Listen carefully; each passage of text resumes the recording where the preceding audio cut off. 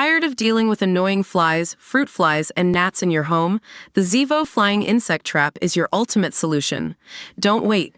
Check out the link in the video description now to get your Zevo Flying Insect Trap on Amazon and enjoy a bug-free home today. Donald Trump slammed President Joe Biden as a broken-down pile of C***P in a newly surfaced video and dubbed Kamala Harris pathetic. The former U.S. president ranted from his seat on a golf buggy and made a false claim that Biden had withdrawn from the presidential race.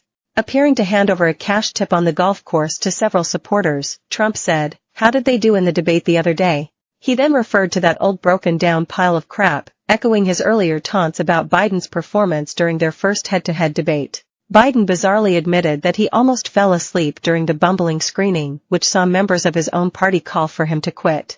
In the footage shared on Trump's own Truth social network, he claimed Kamala would be taking over from Biden, despite repeated comments from his camp which insist he won't quit. The MAGA leader ranted, "He just quit, you know, he's quitting the race, he's out of the race." He continued, "And that means we have Kamala Harris.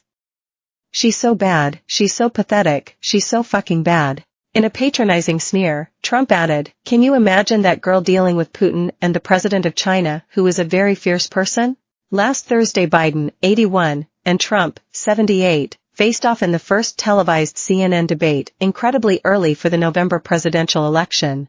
It appeared to be a gamble taken by the White House camp, which may not have paid off. Members of Biden's own Democrat Party dubbed it an unmitigated disaster, a meltdown, and a slow-motion car crash.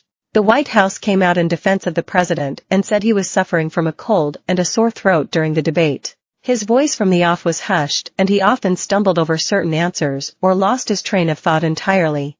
It was a far cry from the concise-speaking Biden who battled Trump during the presidential debates of 2020.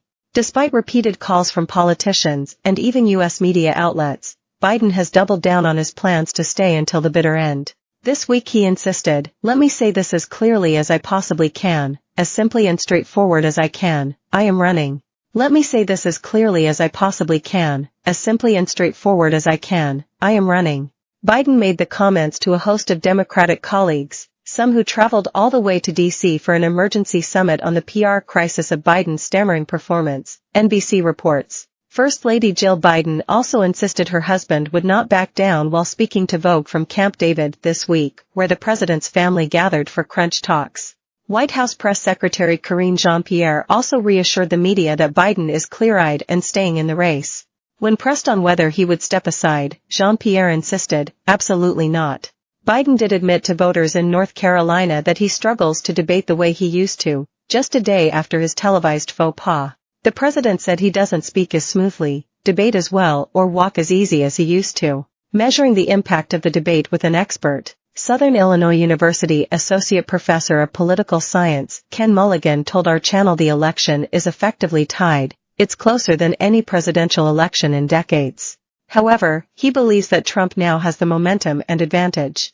He believes that although presidential debates usually don't have a huge impact on election results, this one could affect voter turnout, as Biden and Trump both are historically unpopular.